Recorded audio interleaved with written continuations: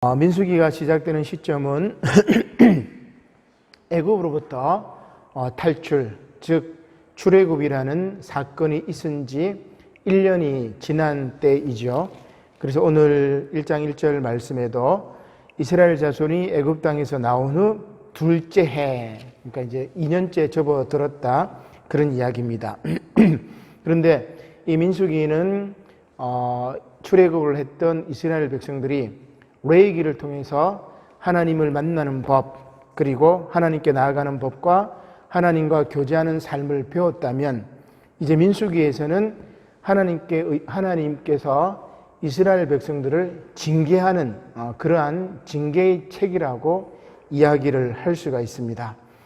하나님의 선택을 받은 이스라엘 백성들이 하나님을 믿지 않거나 또한 무책임한 결정을 내릴 때 그 결과가 얼마나 고통스러운지를 보여주는 거죠. 그래서 40년 동안 광야에서 방황하고 있는 그 이야기들이 이 민수기에 나오게 되는 거죠. 그리고 민수기 같은 경우는 예수님을 예시하는 그런 말씀들이 많이 나옵니다. 장대에 높이 달린 불뱀 이야기가 21장에 나오는데, 그것은 십자가에 못 박히신 예수 그리스도를 상징하기도 하지요. 그 다음에 반석에서 물이 나오는 것은 생명수이신 예수님을 의미하는 것이라고 볼 수 있습니다. 또한 매일 일용할 양식으로 만나와 메추라기를 주시는데, 바로 이 만나는 하늘에서 내려온 생명의 떡이신 예수 그리스도를 상징하는 거죠. 그 밖에도 이제 불기둥과 구름 기둥으로 인도하는 것, 그 다음에 6개의 도피성 제도가 나옵니다. 이러한 도피성 제도 자체도 바로 예수 그리스도가 우리의 피난처가 되신다는 그런 이야기라고 할 수 있겠죠. 여러 가지 이제 그리스도 예수님에 대한 사역들이 이렇게 나오는 장면들이 좀 있습니다. 자, 오늘 민수기 핵심 통독을 할 터인데, 전체적인 개요는 이렇습니다. 자, 민수기는 3가지 기둥으로 되어 있습니다. 전체 구도를 여러분 아셔야 되는데, 첫 번째는 출애굽한 지 1년이 지나서 2년째, 그러면 그 장소가 어디냐면은 십계명을 받고 율법을 받았던 레위기 그 다음이 나오지요. 그래서 시내산에서 이루어지는 일들입니다. 시내산에서 일들이 쭉 이루어지는데, 가장 중요한 거는 1차 인구조사, 오늘 1장의 말씀이 1차 인구조사에 대한 내용이죠. 그 다음에 두 번째 유월절을 이 시내 광야에서 만나게 됩니다. 경험하게 됩니다. 그 다음에 이제 출발을 하게 되는 거죠. 출발을 하는데 어디로 가느냐, 이제 광야를 갑니다. 시내산을 떠나서 이제 광야를 떠나게 되는데, 출발을 하고 나서 출발할 때는 은나팔을 딱 불면 이제 출발을 해요. 진 구성이 또 딱 구성이 되어 있고, 그 다음에 출발을 한 다음에 출발하자마자 뭐 하냐면은 바로 그 12정탐꾼을 가나안 땅에 보냈는데, 이 12정탐꾼 중에 10명이 부정적으로 이제 평가를 하죠. 우리가 지난번에 세번문 말씀, 설교 말씀에도 나왔지만은 이 12정탐꾼들이 그 10명이 악담을 해가지고 하나님께서 그러면 너희들이 메뚜기 충족 신앙이라고 제가 말씀드렸는데, 그럼 너희 말대로 그렇게 하리라. 그렇게 해서 어떻게 됩니까? 40년 동안 방황합니다. 그래서 하나님께서 거역하니까 징계를 주시는 장면이 이제 14장부터 18장까지 이어지고, 자, 그렇게 징계받은 다음에 다시 또 진행합니다. 이 모든 것들은 광야에서 일어난 일들이에요. 진행을 하는데, 여기에 이제 모세도 실수를 한번 하고, 그 다음에 불뱀 사건이 나타나기도 하고, 그 다음에 조금 더 이제 진행하면은 우리가 한 번씩 들어보셨을 텐데, 발람과 발락 사건, 요런 거. 그 다음에 이제 모압 평지까지 갑니다. 그 이스라엘 밑쪽에, 가나안 밑쪽에 모압 평지에서 벌어진 일들이 이제 벌어지는데, 이 모압 평지에서 진영을 재정비해요. 진영을 재정비하고 두 번째 인구조사를 실시하게 됩니다. 자, 그 다음에 이제 이스라엘 백성들에게 규례 재교육을 실시하죠. 이때는 이들이 어떤 세대냐면은 바로 신세대라고 이야기를 할 수가 있습니다. 그래서 21장부터는 마지막까지는 광야에서 새로 태어난 광야 세대에 대한 이야기라고 이야기를 할 수가 있겠죠. 자, 그래서 규례를 재교육하고 그 다음에 이 광야 세대들에게 가나안 땅에 들어갔을 때 어떻게 정복하고 어떻게 분배하라는 이 지시가 있습니다. 그렇게 해가지고 민수기가 이렇게 끝나요. 그래서 여러분 머릿속에다가 민수기는 십계명을 받은 다음에 시내산에서 있었던 이야기, 그 다음에 광야를 가서 40일이면 들어갈 수 있는 거리를 불순종해가지고 40년을 헤매고 그 다음에 출애굽한 다음 그 다음에 이제 가나안 땅에 들어가기 전에 모압 평지에서 있었던 일이구나. 이렇게 이제 머릿속으로 이렇게 그려 놓으시고 핵심적인 말씀을 한번 찾아 읽도록 하겠습니다. 자, 민수기 1장 말씀은 아까 말씀드린 바와 같이 제1차 인구조사지요. 자, 2절과 3절 말씀입니다. 같이 읽겠습니다. 시작. 너희는 이스라엘 자손의 모든 회중 각 남자의 수를 그들의 종족과 조상의 가문에 따라 그 명수대로 계수할지니 이스라엘 중 20세 이상으로 싸움에 나갈 만한 모든 자를 너와 아론은 그 진영별로 계수하되 지파별로 쭉 나옵니다. 자, 그 다음에 2장은 이스라엘이 이제 행진하는 진 배치입니다. 자, 2장 2절 말씀이지요. 시작.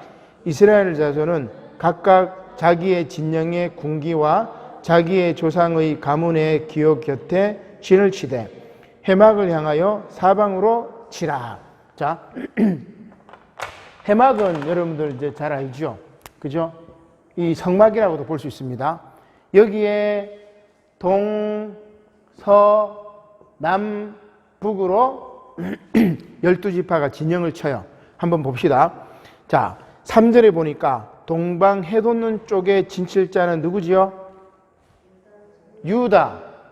그 다음에 보면은 5절에 보니까 이사갈.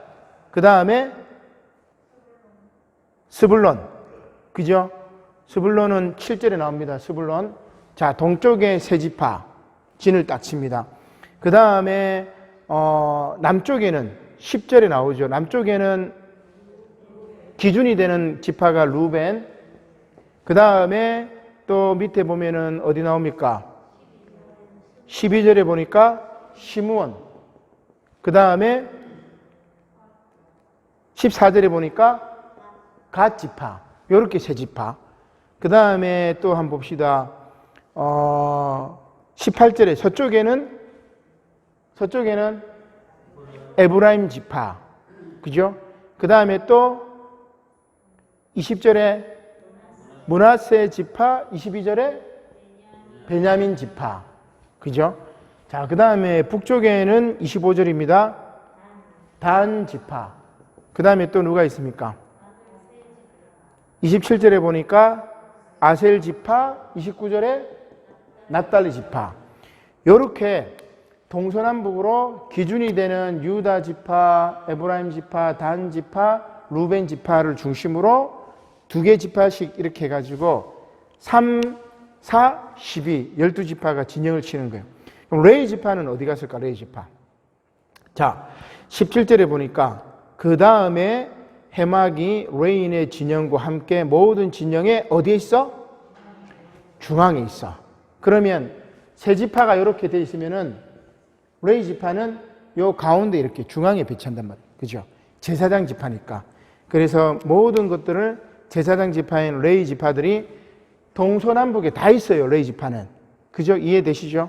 자, 그렇게 해가지고 행진을 해요.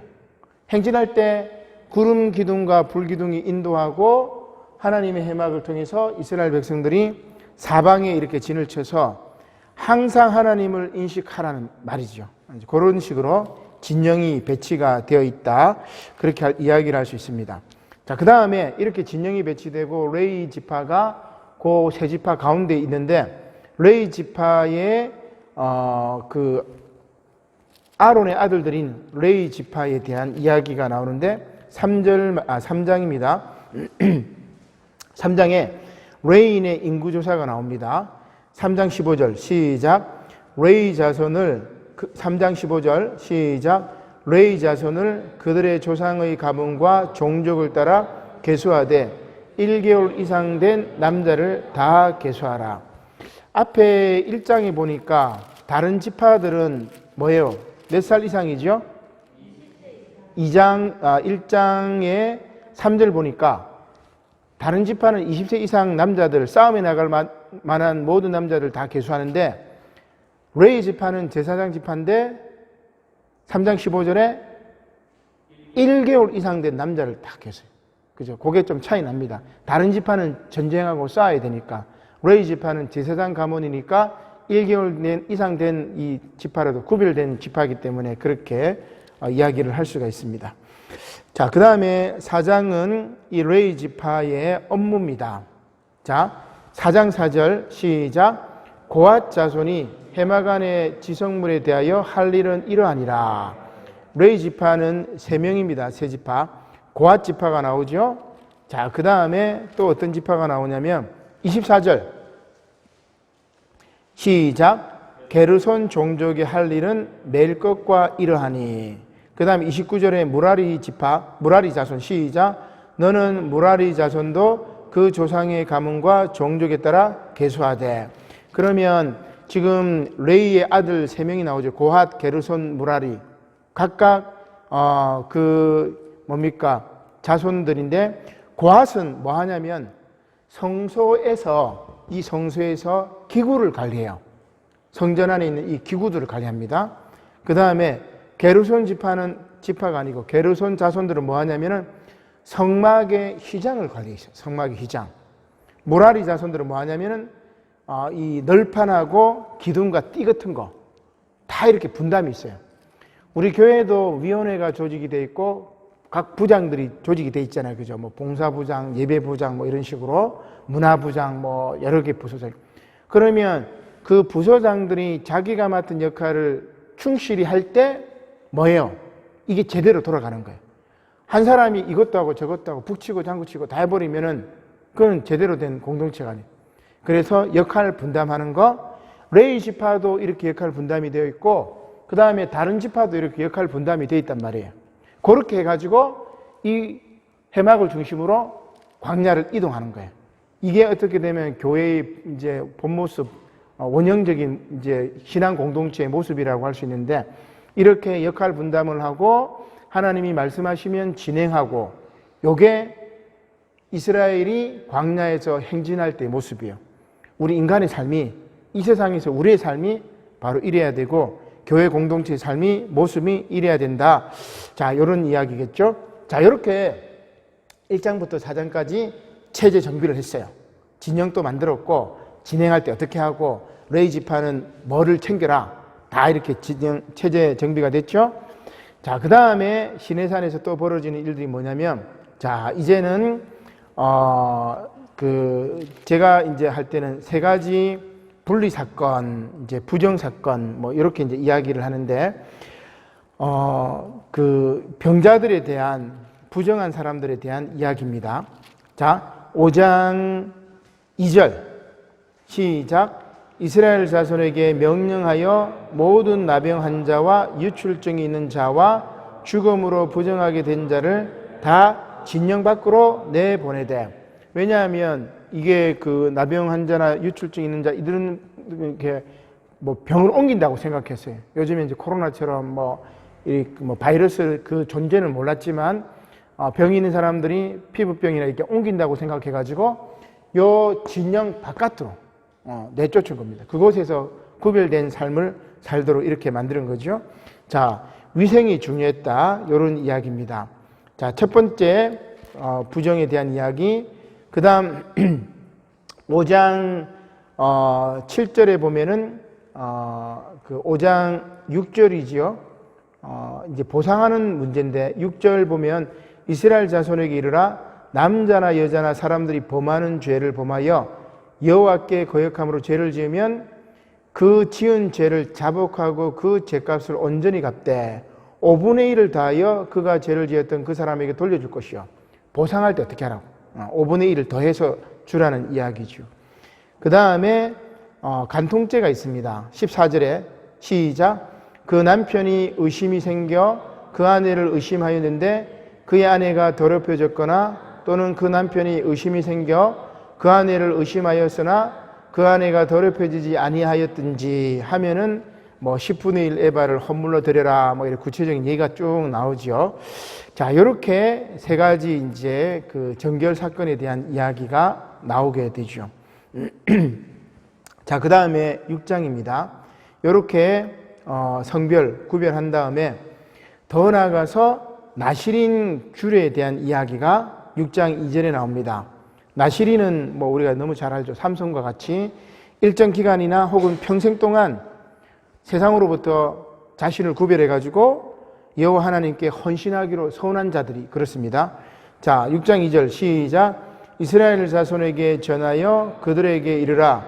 남자나 여자가 특별한 소원 곧 나실인의 소원을 하고 자기 몸을 구별하여 여호와께 드리려고 하면 3절 포도주와 독주를 멀리하며 포도주로 된 초나 독주로 된 초를 마시지 말며 포도즙도 마시지 말며 생포도나 검포도도 먹지 말지니. 나실인 규례죠.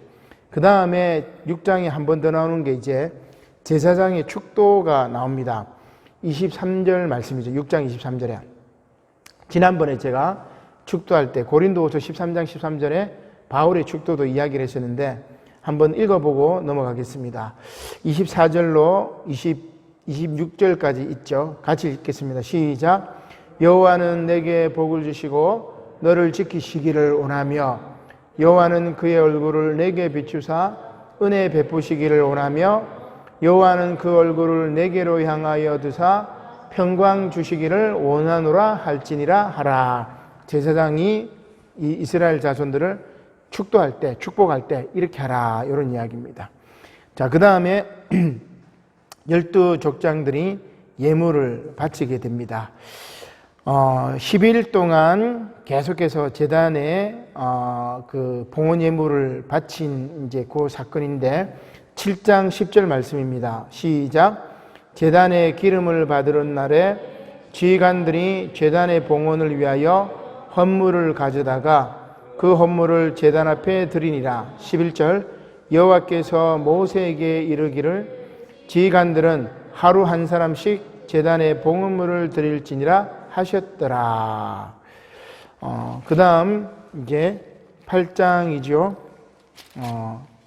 이렇게 제단에 예물을 드린 다음에 레인 위임식이 나오게 됩니다. 8장 10절과 11절 같이 읽겠습니다. 시작. 레인을 여호와 앞에 나오게 하고 이스라엘 자손이 그들에게 안수하게 한 후에 아론이 이스라엘 자손을 위하여 레인을 흔들어 바치는 제물로 여호와 앞에 드릴지니 이는 그들에게 여호와께 봉사하게 하기 위함이라. 그래서 여기 이 레인들 혹은 제사장 지파 얘기가 조금 나오죠. 출애굽기 때도 제사장 지파에 대한 이야기가 나오고 11절을 통해서 그들을 먹이게 하고 이런 얘기가 쭉 나오는 게 이제 뭐냐? 이 모세오경도 마찬가지고 민수기도 마찬가지고 어떻게 보면 이제 제사장 그룹들이 이 말씀에 굉장히 관여를 많이 했다 이렇게 볼 수 있습니다. 이스라엘 백성들이 바벨론 포로 시기에 나라가 망했잖아요. 나라가 망했을 때 우리가 하나님을 제대로 섬기지 못해서 나라가 멸망당했다. 그래서 우리가 하나님을 제대로 섬기자. 그러기 위해서는 제사장 지파가 바로 서야 되고 그 다음에 우리가 예배를 바로 드려야 되고 이런 맥락들이 이렇게 구석구석에 나오는 거예요. 그래서 레인 지파 위임식도 나오고 레인 업무 분담도 나오고 막 이런 이야기가 계속 나오는 거죠. 자, 그 다음 9장입니다. 시내산에서 두 번째 유월절을 맞이합니다. 9장 4절 시작. 모세가 이스라엘 자손에게 명령하여 유월절을 지키라 하며 5절 그들이 첫째 달 14째 날 해질 때에 시내 광야에서 유월절을 지켰으며 거기까지 두 번째 유월절을 지킵니다. 첫 번째 유월절은 언제죠? 출애굽할 때. 자, 그 다음 두 번째 유월절을 시내산에서 딱 지켰습니다. 그 다음에 이제 어떻게 해요? 출발합니다. 이해되죠? 진영을 딱 배치를 하고 체제 정비를 하고 성별 예식을 하고 레인 구별하고 그 다음에 예물 드리고 그죠? 딱 체제를 정비하고 이제 출발합니다. 어디로? 가나안 땅으로. 자, 가나안 땅으로 출발하는데 10장 2절 말씀입니다. 시작. 은나팔 둘을 만들되 두들겨 만들어서 그것으로 회중을 소집하며 진영을 출발하게 할 것이라. 자, 은나팔 2개를 만들어 가지고 출발 신호를 보내면 탁 출발합니다. 자, 이제 진영 이동하는 게 이제 5절부터 나오는데 한번 보죠. 너희가 그것을 크게 불 때는 은나팔을 불 때 동쪽 진영들이 행진할 것이고, 처음에 동쪽 진영이 이렇게 행진해요. 그 다음에 두 번째로 크게 불 때는 남쪽 진영이 또 뭡니까? 행진하죠. 그 다음에 이렇게 이제 진행하죠. 그 다음에 뭐 서쪽 진영, 그러니까 동남쪽이 이렇게 진행하면 서쪽이나 북쪽이 따라가는 거죠. 그죠? 동남쪽에서 동쪽이 먼저 딱 진행하고 따라가. 그 다음에 남쪽이 또 먼저 진행해 따라가고. 이렇게 그죠? 그래서 진영이 이제 이동하는 그런 장면이 이제 이렇게 나와 있습니다. 은나팔을 부는 신호를 통해서 그렇게 되죠. 자, 이렇게 출발한 다음에 이제 광야에서 뭘 해요? 막 성별하고 체제 정비하고 폼은 다 잡았는데 딱 가다서 이제 정탐꾼을 쫙 보냈는데 이거 안 되겠구나. 이제 그런 이야기죠.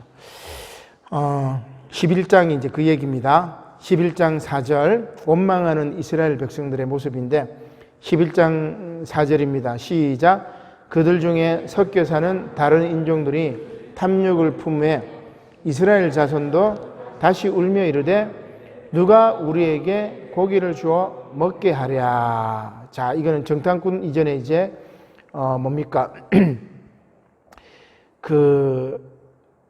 원망하는 이제 그런 내용입니다. 근데 거기 보니까 11장 4절에 보니까 이스라엘 진중에 섞여 사는 뭐라고 그러죠? 다른 인종이라고 그래요. 다른 인종. 그러면 출애굽할 때 누가 있었단 말이에요? 다른 인종도 있었단 말입니다. 그죠? 모세의 그 부인이 되는 구스 여인도 마찬가지고. 그러니까 애굽에 사는 노예들, 이스라엘 사람들만이 아니라 히브리 사람들.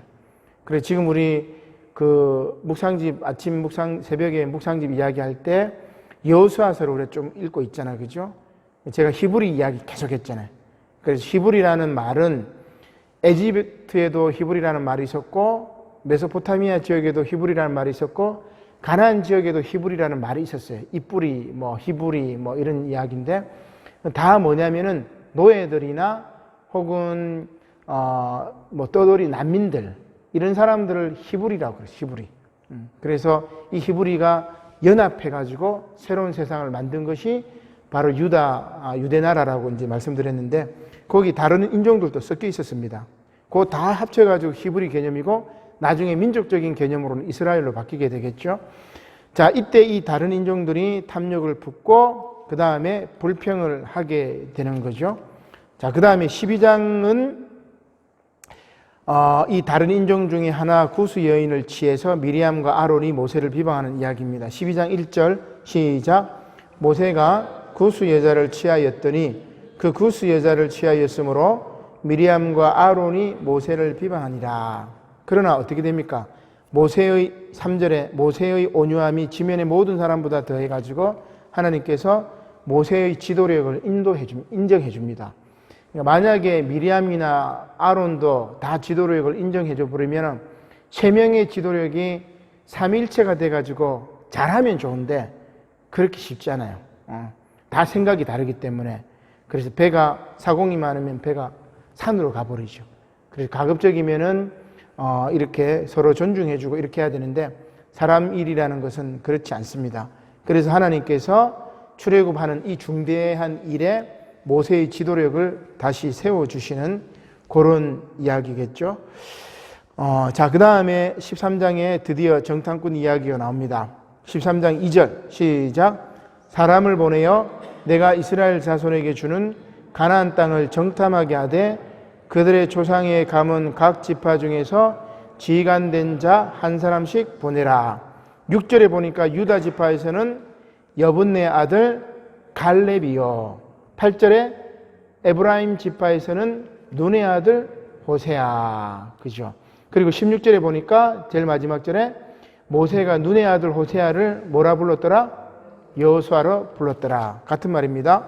자, 이렇게 불평을 해가지고 하나님께서 뭡니까?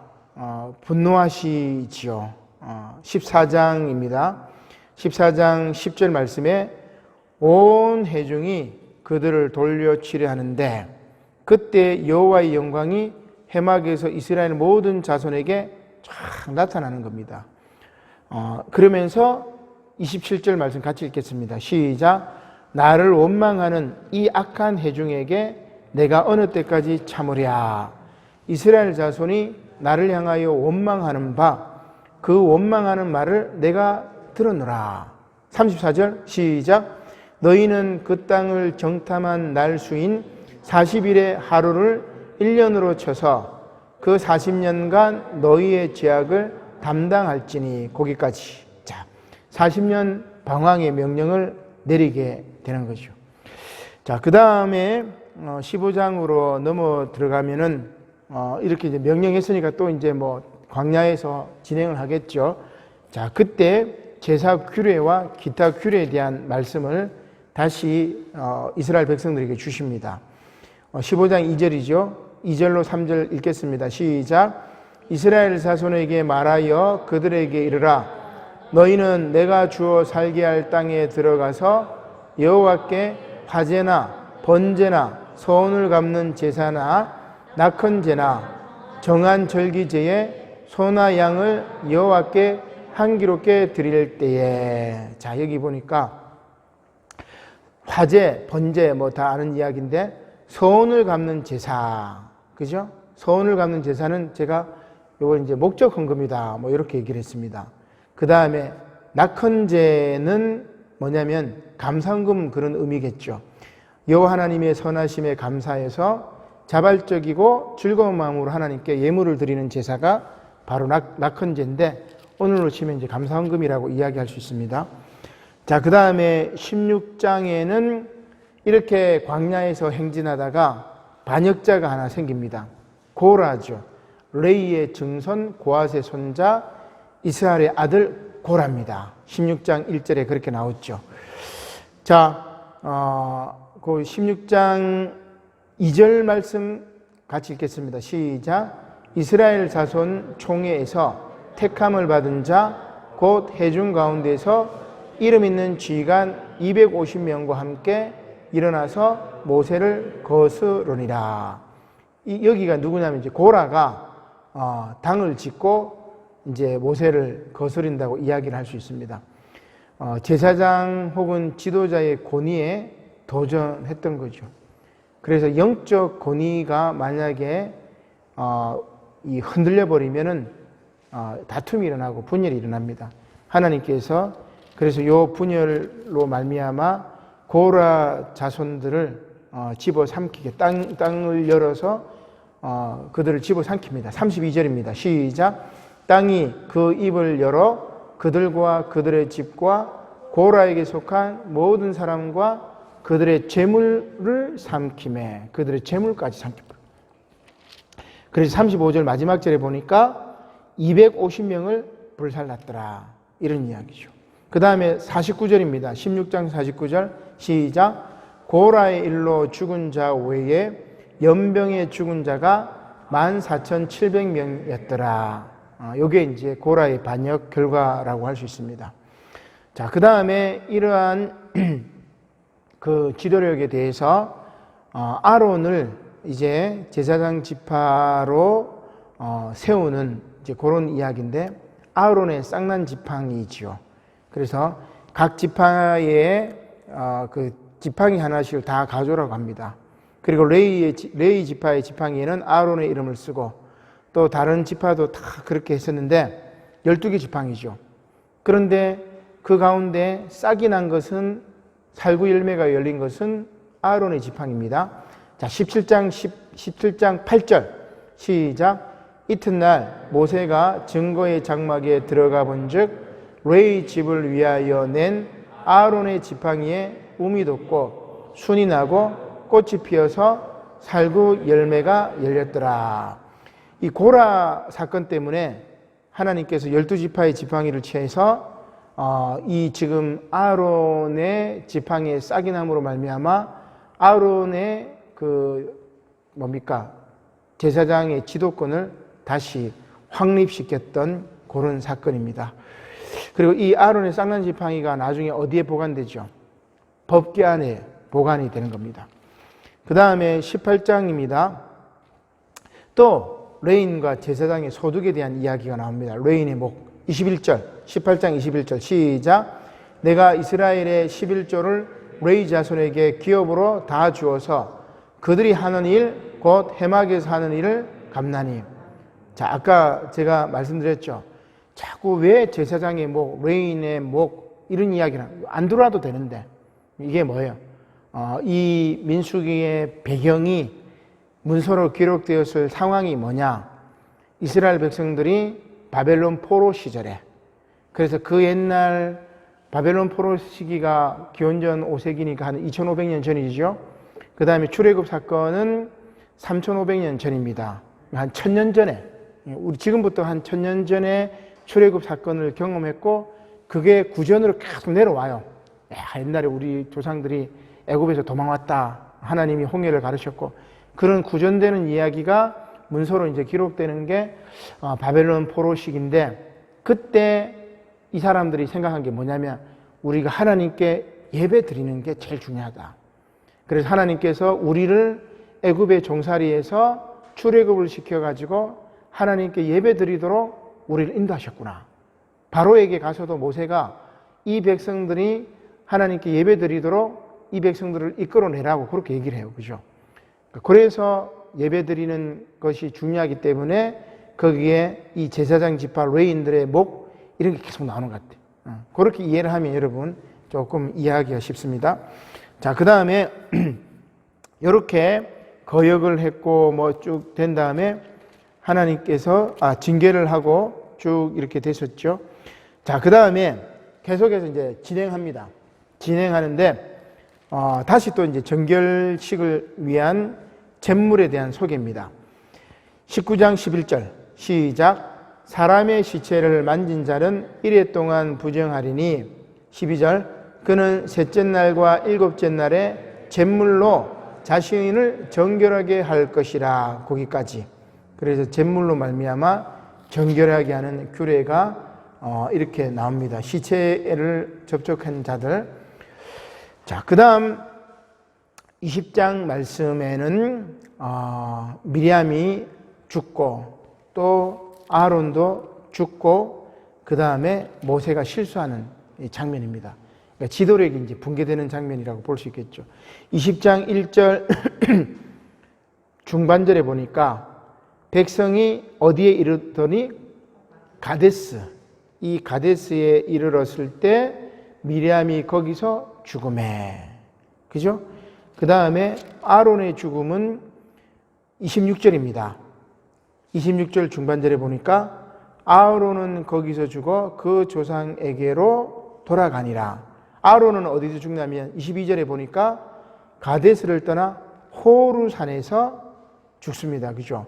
호르산은 에돔 국경에 있는 산이지요. 자, 그 다음에 모세가 실수하는 것은 11절에 나옵니다. 이스라엘 백성들이 가데스에서 물이 없어가지고 불평을 할 때 하나님께서 뭐라고 말씀하시냐면은, 자, 잘 보세요. 8절 중반절입니다. 너희는, 보이죠? 거기 읽겠습니다. 시작. 너희는 반석에서 명령하여 물을 내라 하라. 자, 여기까지. 지팡이를 가지고 내 형 아론과 함께 회중을 모으고 그들의 목전에서 너희는 반석에게 명령하여 물을 내라. 명령하라고 했죠. 반석에게. 돌 반석에게 말로서 명령하면 반석에서 물이 나옵니다. 그런데 11절에 백성들 앞에 회중들을 반석 앞에 모으고 10절에 모세가 어떻게 했어요? 11절에 손을 들어 그의 지팡이로 반석을 뭐 했죠? 2번 쳐버린 겁니다. 하나님께서 뭐라고 하신 거죠? 명령해서 물을 내라고 했는데 모세는 뭘 한 거야? 지팡이로 폼 잡고 반석을 팍팍 친 거죠. 어떻게 보면 이게 모세의 실수라고 이야기를 할 수 있습니다. 그래서 그 결과 모세는 가나안 땅에 들어가지 못했다. 뭐 이런 이제 이야기도 있는데 모세가 이 혈기를 품고 백성을 치고 싶은 심적으로 반석을 2번이나 내리침으로 말미암아 가나안 땅에 들어가지 못해. 우리도 막 혈기 막 부리면 막 뭘 집어 던지거나 막 내치거나 막 그렇게 하잖아요, 그죠? 그러니까 이 모세도 참 온유한 사람이었지만 혈기를 참지 못했다. 뭐 이런 이야기를 할 수가 있습니다. 자, 그 다음에 이렇게 그 지도력이 이제 붕괴되고 모세도 이렇게 실수를 했을 때 하나님께서 노뱀 불뱀 사건이 생기게 됩니다. 21장 4절입니다. 백성이 호르산에 출발하여 홍해길을 따라 에돔 땅을 우회하려고 하다가 길로 말미암아 백성의 마음이 상하니라. 자, 그 5절 마지막 절에 한번 보세요. 먹을 것도 없고 물도 없도다. 우리 마음이 이 하찮은 음식을 싫어하노라. 하찮은 음식 뭐를 말하는 거죠? 만나입니다. 만나. 처음에 만났을 때는 막 꿀같이 달다고 막 그렇게 칭찬해 놨는데 많이 먹다 보니까 이제 지겨워가지고 이 하찮은 음식을 싫어하노라. 그러니까 인간의 욕망은 끝이 없어요. 잘해주면 막 끝이 없는 거예요. 이스라엘 백성도 마찬가지예요. 그래서 6절에 여호와께서 6절 같이 읽습니다. 시작. 여호와께서 불뱀들을 백성 중에 보내어 백성을 물게 하심으로 이스라엘 백성 중에 죽은 자가 많은지라. 그러나 하나님께서 모세가 백성들을 위해 기도합니다. 그래서 하나님께서 뭐라고 이야기합니까? 8절에 보니까 불뱀을 만들어 장대 위에 매달아라. 물린 자마다 그것을 보면 살아나리라. 그렇게 이야기를 하죠. 자, 이게 뭐냐면 십자가 사건, 예수 그리스도 십자가 사건이라고 할 수 있습니다. 요 불뱀이 가나안에 정착하고 그 다음에 이스라엘 왕조로 살아가는 동안 이스라엘 집을 지키는 우상으로 역할해요. 열왕기하 18장 4절인데 한번 찾아봅시다. 열왕기하 18장 4절 말씀에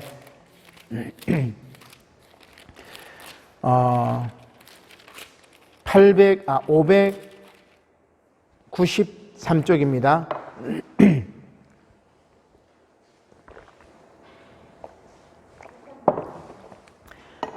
593쪽 열왕기하 18장 4절 말씀.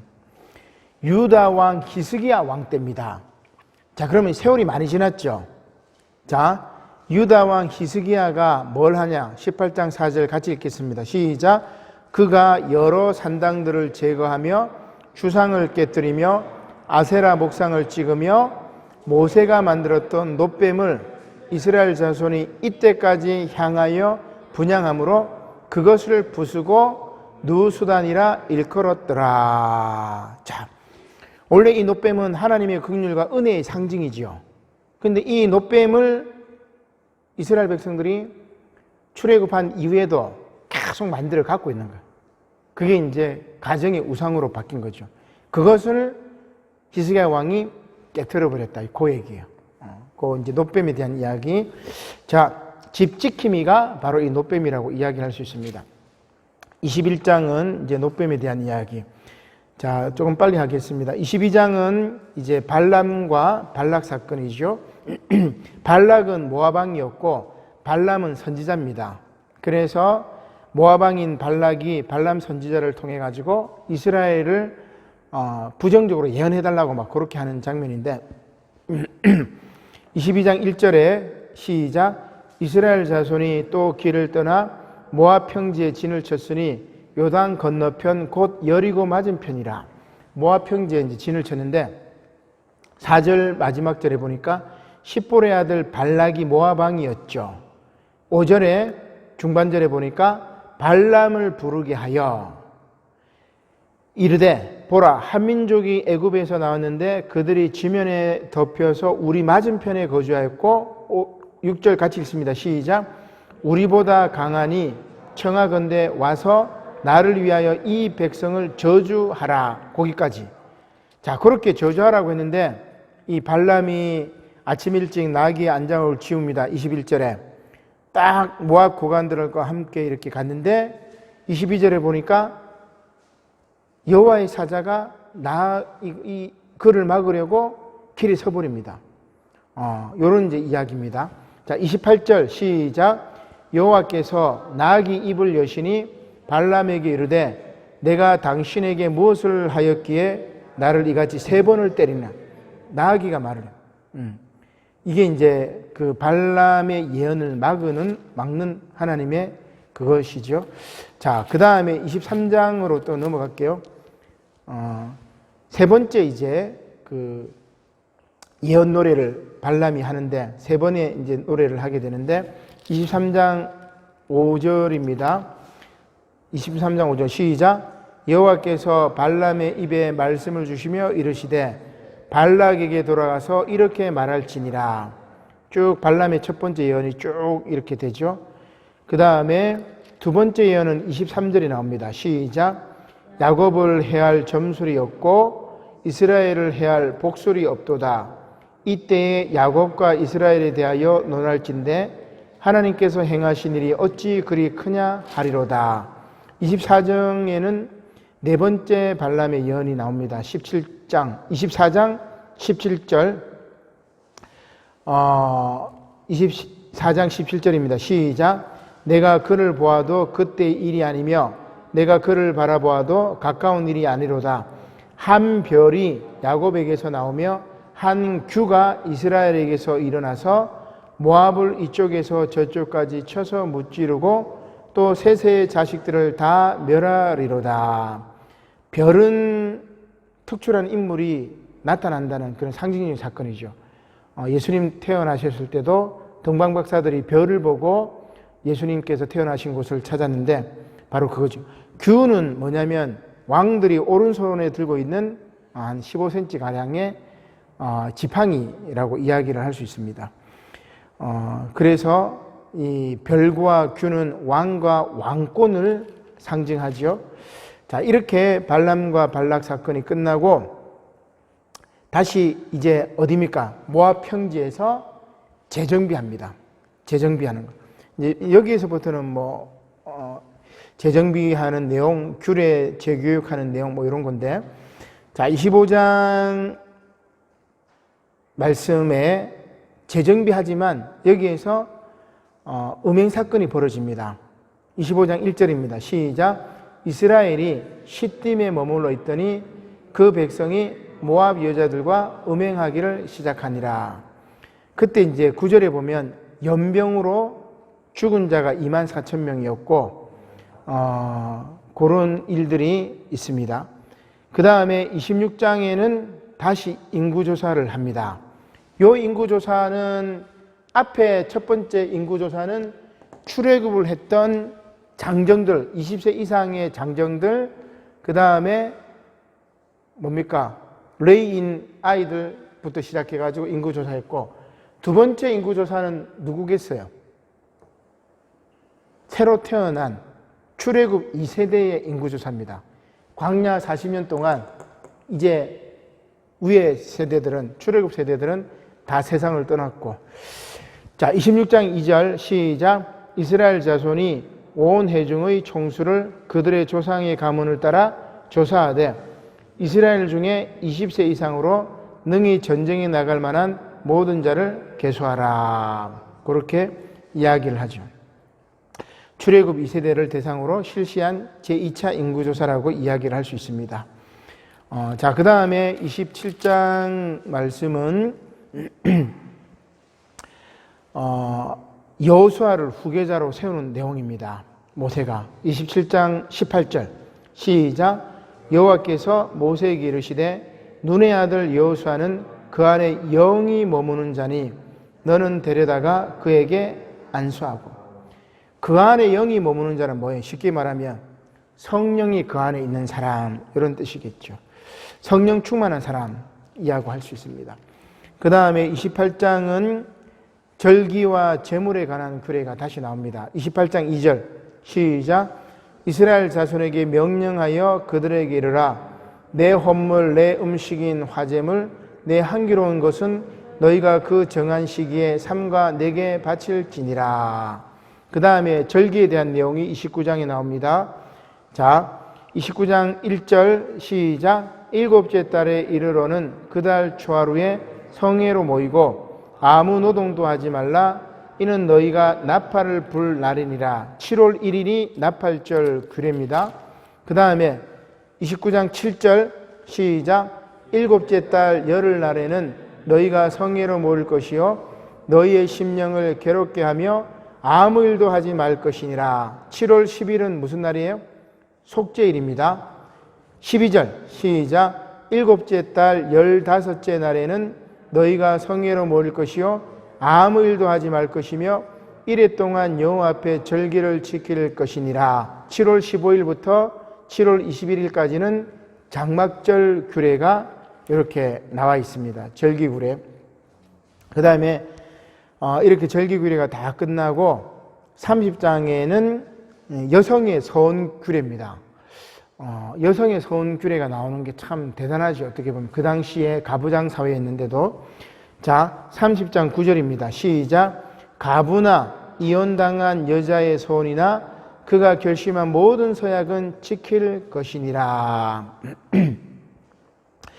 그 다음에 31장으로 넘어가면은 이제 가나안 정복과 분배를 지시하는 내용들이 생깁니다. 31장 2절입니다. 미디안 정복에 대한 이야기죠. 31장 2절 시작. 이스라엘 자손의 원수를 미디안에게 갚으라. 거기까지. 자, 그 다음 8절. 8절에 보면 그 죽인 자 외에 미디안의 몇 명 왕? 5왕을 죽이고, 그 다음에 8장 마지막 절에 보니까 미디안 왕 중에 또 부올의 아들 누구죠? 발람. 아까 발락 선지자를 통해 가지고 이스라엘 백성들에게 좋지 않은 예언을 하라고 했던 그 발람 왕도 칼로 죽임을 당하게 되는 거죠. 미디안 정복의 내용들이 쭉 이어지는 내용입니다.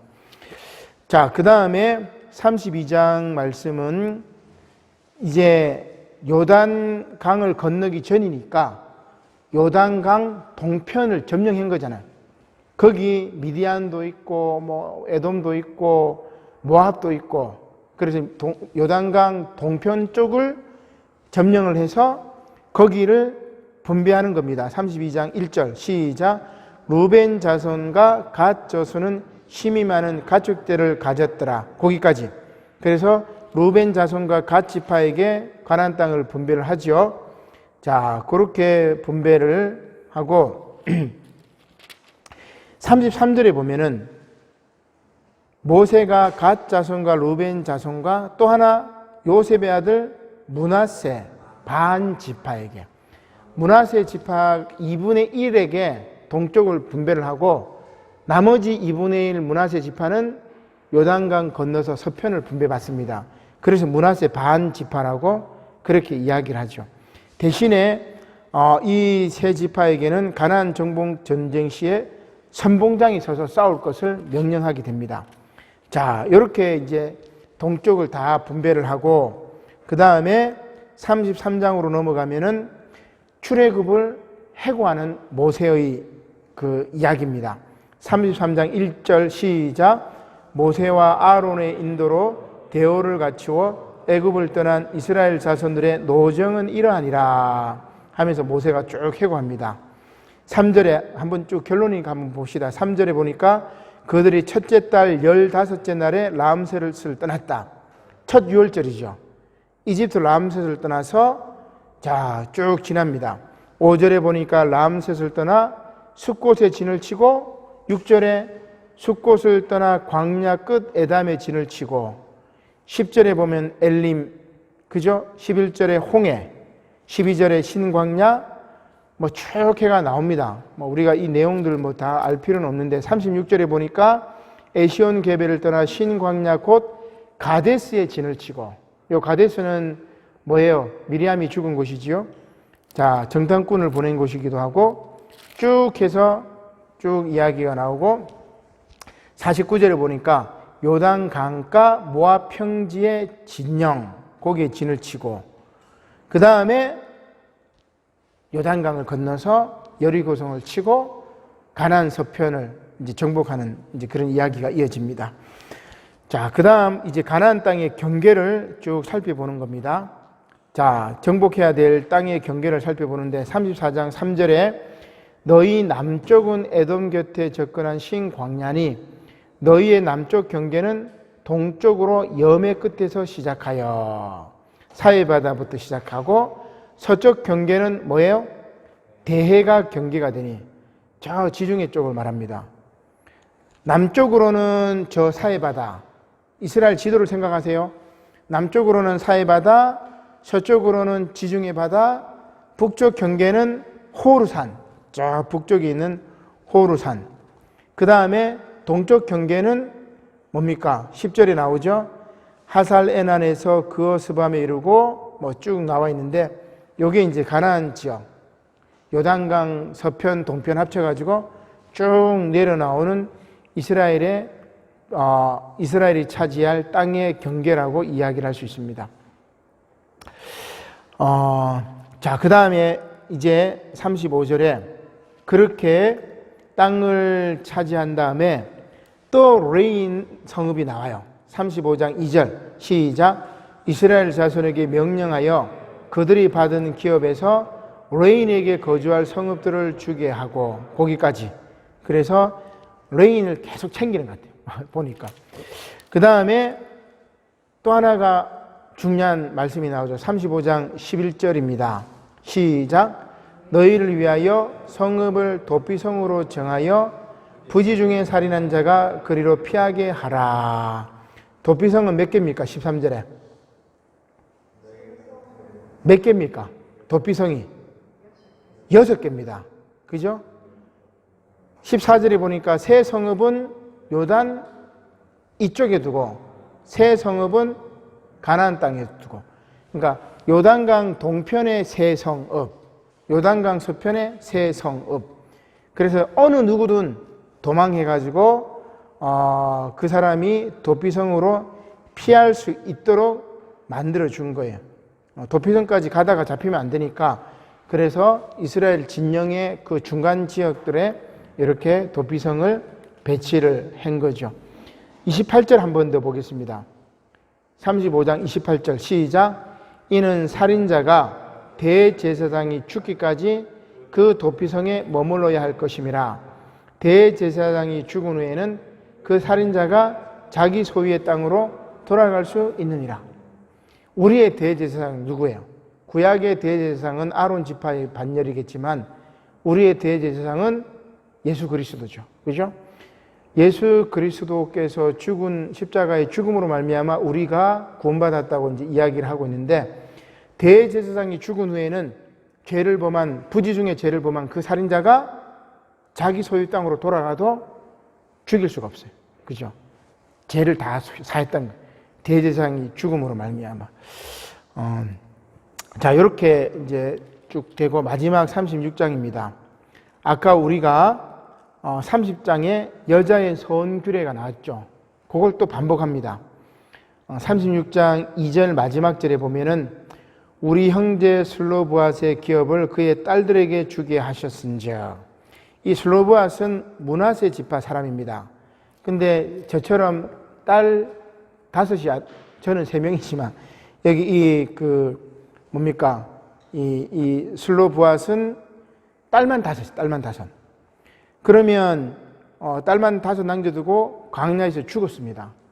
그러면 이 슬로브앗 가문은 어떻게 돼요? 대를 잇지 못하지요. 그래서 딸들에 대한 상속 문제가 제기되자 여자 상속 특별법을 제정해서 여자에게도 기업을 허락합니다. 그래야만이 그 지파가 사라지지 않으니까. 그죠? 자, 그래서 6절에 나옵니다. 자, 6절 말씀 같이 읽겠습니다. 시작. 슬로브앗의 딸들에게 대한 여호와의 명령에 이러하니라. 이르시되 슬로브앗의 딸들은 마음대로 시집가려니와 오직 그 조상 지파의 종족에게로만 시집갈지니. 7절. 그리하면 이스라엘 자손의 기업이 이 지파에서 저 지파로 옮기지 않고 이스라엘 자손이 다 각기 조상 지파의 기업을 지킬 것이니라. 그래서 므낫세 지파 안에서만 네가 결혼해라. 그러면 지파 전체 땅은 뭡니까? 이동되지 않죠. 만약에 다른 지파로 하면은 재산이 남자에게 기속이 돼버리니까. 그래서 지파들이 물려받은 땅 개념이 굉장히 중요합니다. 이 땅의 개념이 중요하기 때문에 땅이 빼앗겼거나 빚 때문에 땅을 누구에게 줬거나 했을 때는 50년이 지나면 그 땅을 다시 돌려받을 수 있잖아요. 그래서 나봇의 포돈 이야기할 때도 이 나봇이 아합왕이 야, 너 포돈 다른 땅 줄 테니까 이거 내놔라. 근데 나봇이 뭐라고 이야기합니까? 조상 대대로 물려받은 땅인데 내가 뭐 줄 수 없다. 막 그렇게 이야기를 하죠. 이만큼 땅의 개념, 지파에 소속된 땅의 개념이 굉장히 중요했다는 것을 알 수 있습니다. 땅을 통해서 우리가 먹고 살고 땅을 통해 가지고 생존을 했기 때문에 그만큼 땅이 중요한 거죠. 그 땅 때문에 뭡니까? 가나안 땅으로 갔었기도 했고 땅을 찾아 여행을 했었고 젖과 꿀이 흐르는 땅. 이게 이제 민수기 내용이라고 이야기를 할 수 있습니다. 오늘 이제 이 민수기 내용 광야에서 하나님 말씀을 불순종해서 심판을 받았지만 결국은 하나님께서 이들을 인도하고 여호수아와 갈렙을 통해서 광야의 신세대를 통해서 마침내 가나안 땅으로 들어가게 하셨던 것을 보게 됩니다. 오늘 이 말씀이 저와 여러분들에게 귀한 은혜가 되시기를 주님의 이름으로 간절히 축원합니다. 아멘. 기도드리겠습니다. 고마우신 하나님 감사를 드립니다. 성경 핵심 통독을 통해서 우리가 하나님의 말씀의 내용이 무엇인지 다시 알게 하시고 또 구체적으로 집중적으로 말씀을 읽게 하시어서 이 말씀을 통해서 우리가 하나님의 말씀을 통해서 은혜 받고 이 말씀을 통해서 우리의 삶이 변화되게 하시고 이 말씀이 살아 역사여서 우리 남부산 영어교회가 말씀으로 부흥되게 하시고 우리 모든 성도들이 말씀으로 치유되게 하시고 말씀으로 은혜 받게 하시고 오직 말씀으로 승리하는 삶을 살아갈 수 있도록 은혜 내려 주시옵소서. 감사를 드리며 예수님의 이름으로 기도드립니다. 아멘. 찬송가 302장입니다.